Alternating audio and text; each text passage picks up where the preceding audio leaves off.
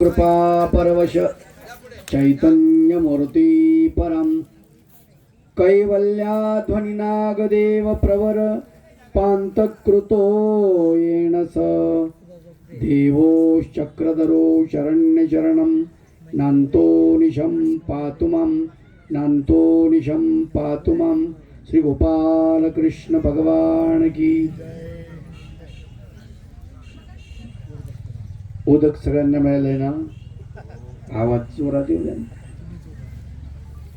श्री दत्तात्रेय महाराज की, श्री चक्रपाणी संगीत श्री कृष्ण कथा तथा श्री चक्रधर कथा या कथेचे प्रवाचक आदरणीय पूजनीय प्रातस्मरणीय गुरुवर्य बाबू शास्त्री बाबाजी, ज्यांची इथे अनुपस्थिती जरी असेल तरी आत्म्याच्या रूपाने त्यांची इथे उपस्थिती आहे. त्यांचा जीव इथेच अटकलेला आहे. सकाळीच त्यांचा फोन आला होता मला म्हणाले बाबांना दंडोत सांगा.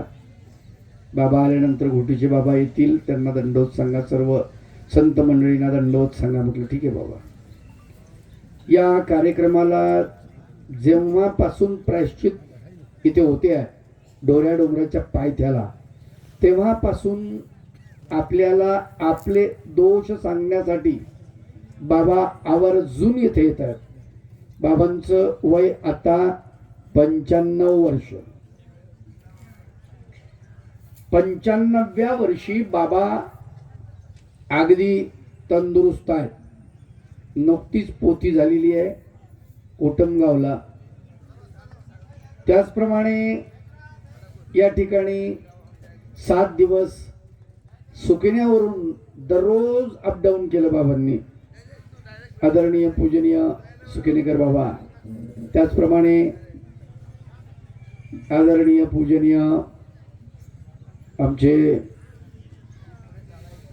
चक्रपाणी बाबा, आदरणीय पूजनीय कृष्णात बाबाजी मराठे, आदरणीय पूजनीय अण्णा, आदरणीय पूजनीय आप्पा शास्त्रीजी, गोविंदराज बाबा आणि आपणा सर्वांना एकत्रित करणारे अखंड, ज्यांनी आपलं उभं आयुष्य धर्मसेवेसाठी वाहिलं ते अंजनगावकर सर, आणि वासनिकातील उत्तम वासनिक असं जे उदाहरण आहे ते आदरणीय पूजनीय प्रातस्मरणीय पंडित रत्नाकरजी कुलकर्णी, तपस्विनी माता भगिनी, ईश्वराधिष्ठित संत, प्रतिष्ठित महंत, सद्भक्त वासनिक बंधू आणि भगिनींनो,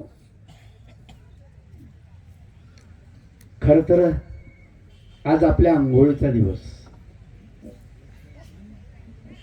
आपल्याला आंघोळ करायची आहे.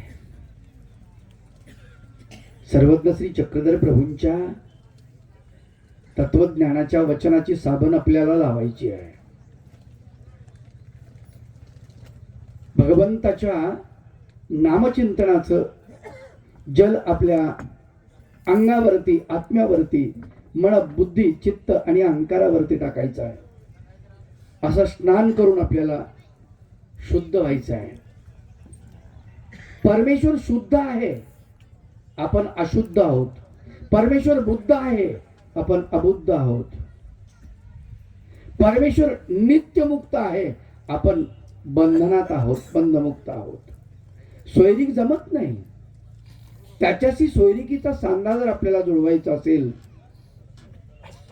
तर तो बुद्ध आहे, आपल्याला त्याच्या चरणाजवळ बसण्याची तरी आपली लायकी बनली पाहिजे.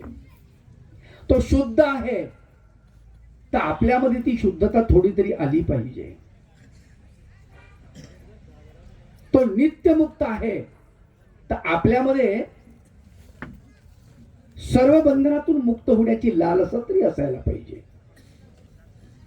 परंतु या सर्व बंधनात अडकलेले आपण या पृथ्वी तलावरती जीवात्मा आलेला आहे. त्या जीवात्म्याला बंधनातून मुक्त होण्यासाठी एकमेव साधन म्हणजे या चतुर्विध साधनामधलं बोलक साधन भिक्षुक ज्याच्याकडे ज्ञान आहे वा वासनिक, या दोन साधनाचा उपयोग आपल्याला करायचा आहे. दोन साधन आहेत. आता तुम्ही ओळीनं नमस्कार करतात, स्थान